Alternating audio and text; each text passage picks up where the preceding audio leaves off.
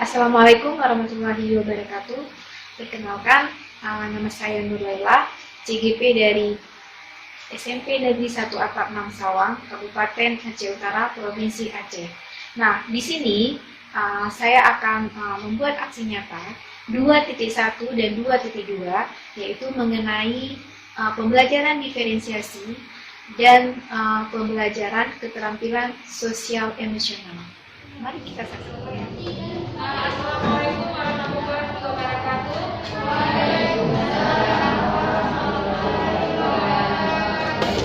Apa kabar semuanya? Baik. Jadi sebelum kita mulai pembelajaran kita hari ini, mari sama-sama kita berdoa dulu. Silakan Kak Syarif.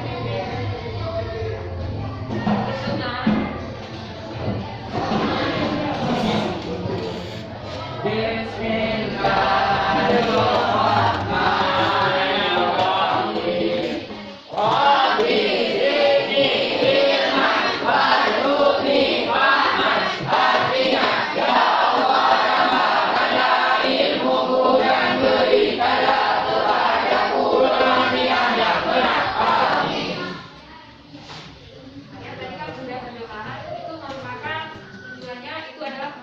Kepada Allah Subhanahu wa Ta'ala yang telah memberikan kita nikmat, terlebih lagi kita dapat berkumpul pada hari ini melakukan pembelajaran yaitu IPA.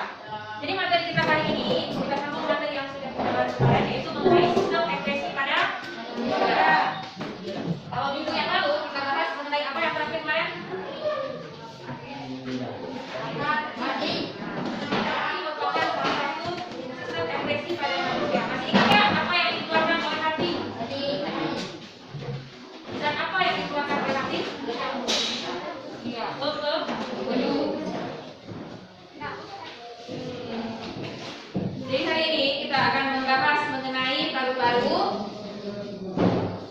Di pembelajaran sebelumnya, ya kan? Kalian sudah belajar apa itu fungsi paru-paru. Masih ingat nggak fungsi paru-paru itu sebagai alat? Iya, alat pernapasan. Dan apa yang kita perlukan untuk bernafas itu adalah oksigen. Kemudian zat apa kira-kira yang akan kita keluarkan? Karbon dioksida atau CO2. Jadi tujuan pembelajaran kita pada hari ini, yang pertama kalian harus melalui kaji literatur, kalian harus bisa menganalisis keterkaitan antara struktur dan fungsi pada organ paru-paru. Kemudian kalian harus bisa menganalisis sisa metabolisme yang diekspresikan melalui paru-paru. Jadi untuk lebih jelasnya kita saksikan.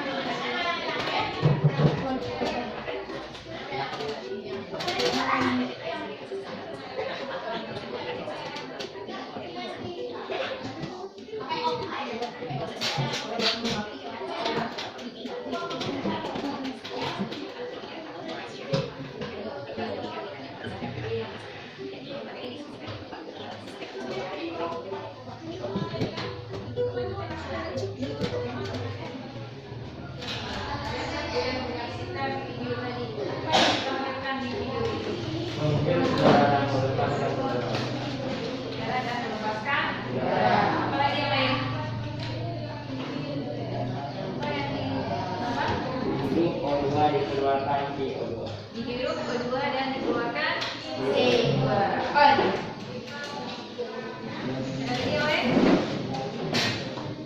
nah, untuk lebih jelasnya, ya, kita akan melakukan praktikum, jadi praktek mengenai itu tadi sistem ekspresi paru-paru. Coba bandingkan dulu langkahnya dulu. Jadi di sini yang akan kalian praktekkan itu adalah sisa metabolisme yang diekspresikan melalui paru-paru. Tujuannya yaitu dapat menganalisis sisa metabolisme yang diekspresikan melalui paru-paru. Kemudian di sini ada alat dan bahan, ya, nanti akan dibagikan. Kemudian ikuti langkah kerjanya.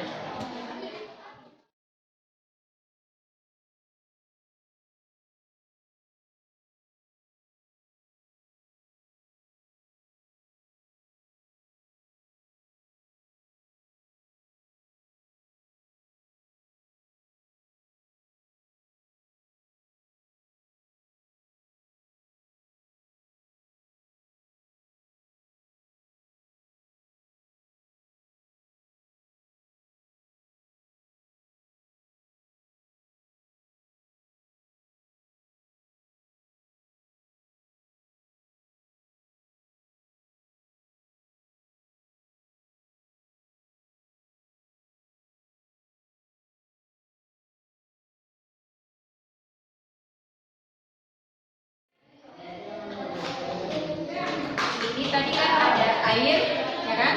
Kemudian ada kapur. Kapurnya itu dihancurkan, dihaluskan. Kapur yang dipakai itu adalah kapur tulis. Itu yang ditulis di papan tulis itu menggunakan kapur tulis. Jadi di sini, ya, ini kan sudah ibu campur air dengan kapur. Coba kalian lihat, airnya jernih atau keruh? Tidak nih. Keruh kan? Nah, sekarang itu kalian akan praktekkan. Nanti saya akan bagi setiap kelompok air yang udah aduk aja supaya lebih cepat.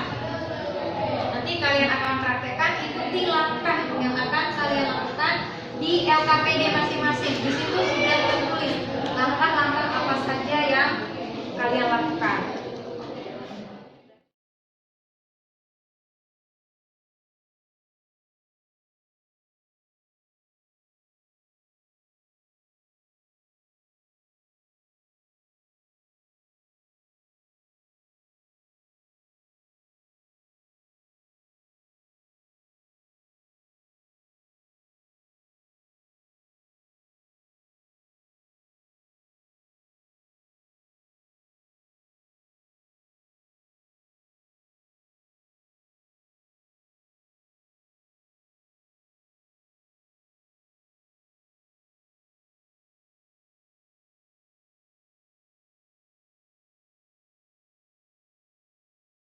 Kita lakukan langkah oke ya, supaya fokus ya. Saya lihat tegak fokus lagi.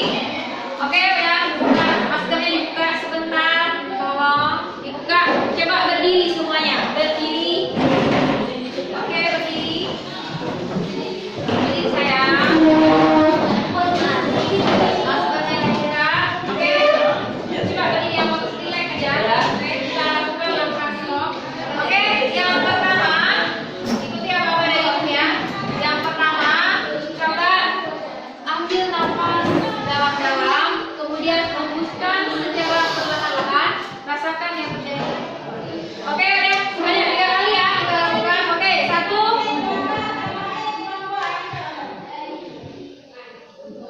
Oke, 2.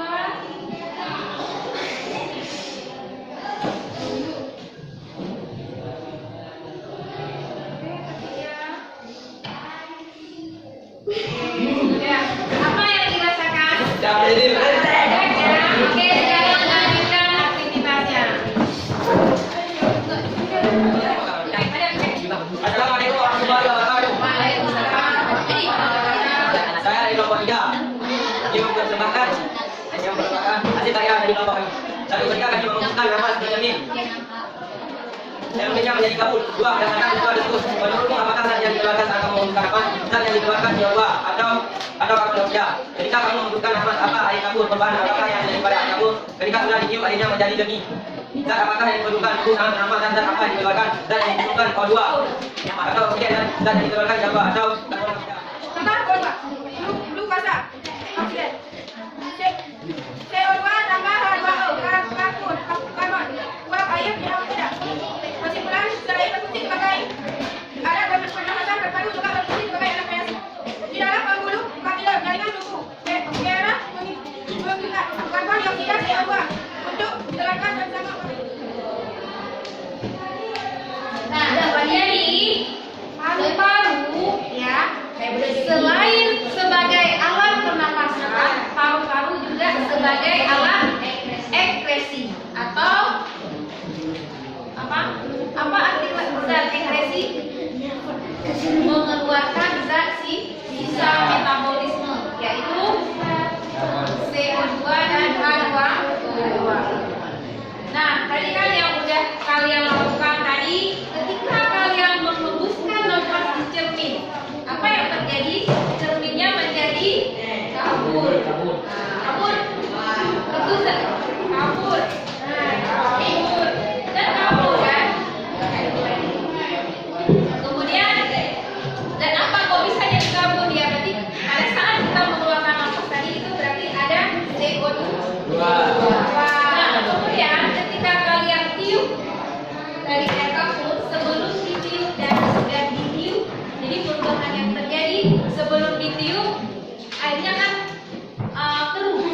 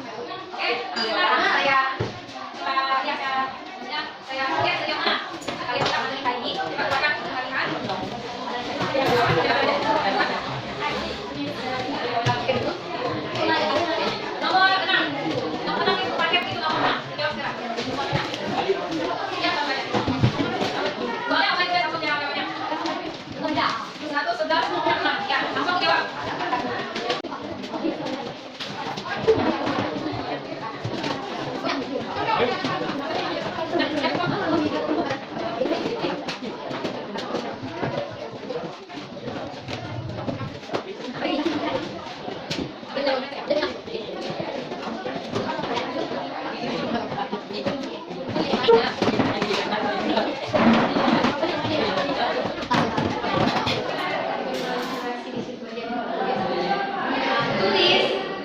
satu hal yang menarik yang kalian lakukan hari ini.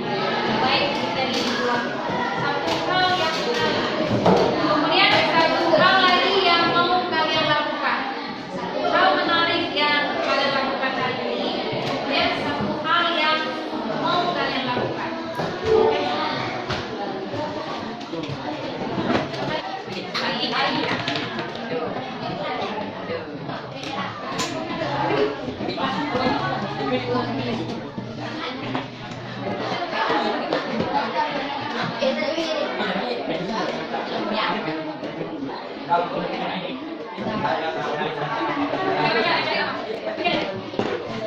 Pada saat menarik yang nomor hanya adalah saat maju depan dan saat belakang yang menjadi dua.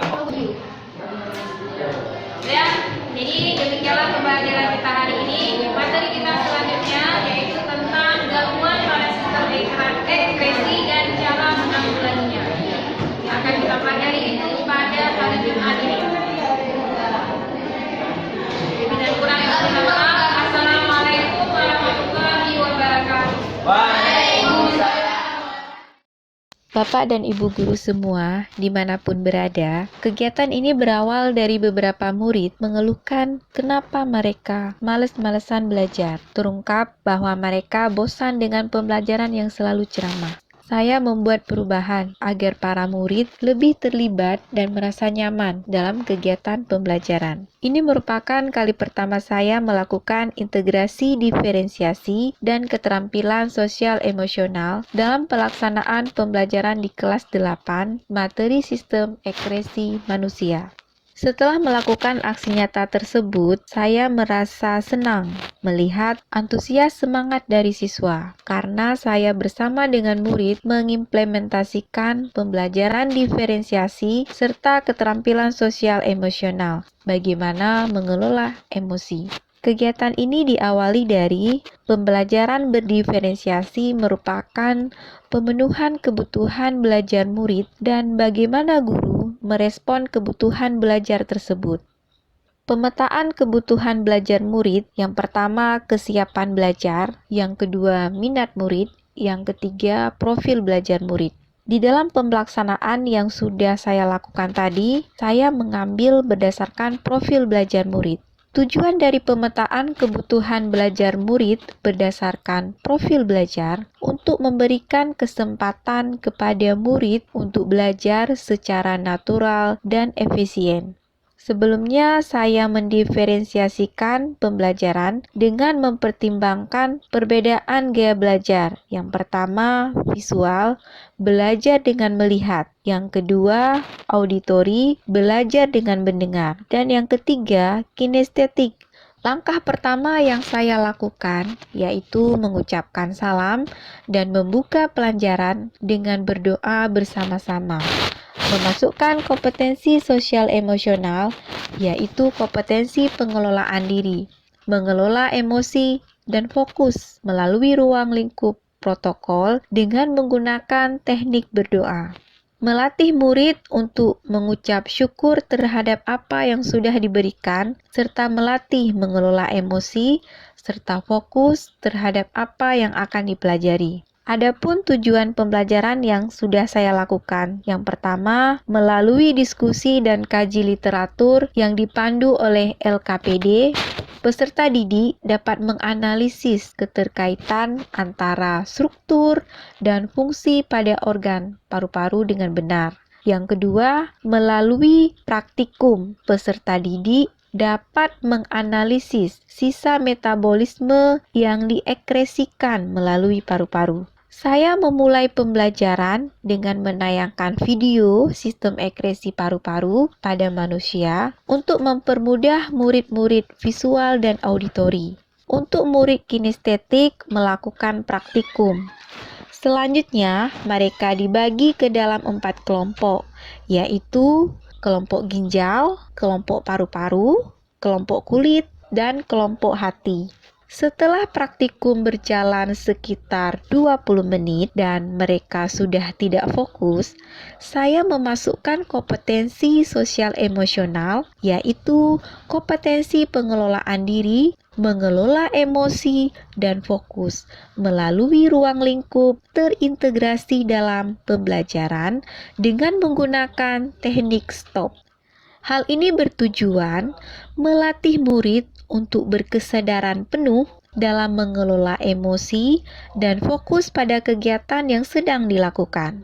Setelah mereka berdiskusi kelompok, selanjutnya saya meminta murid untuk mempresentasikan hasil diskusi yang sudah dilakukan. Di akhir pertemuan, saya memberi penguatan materi, tanya jawab, serta kesimpulan bersama murid dan evaluasi. Sebagai penutup pertemuan, memasukkan kompetensi pengelolaan diri, mengelola emosi, dan fokus dengan ruang lingkup terintegrasi dalam pembelajaran dengan menggunakan teknik membuat jurnal diri, mengelola emosi, dan fokus pada kegiatan yang dilakukan.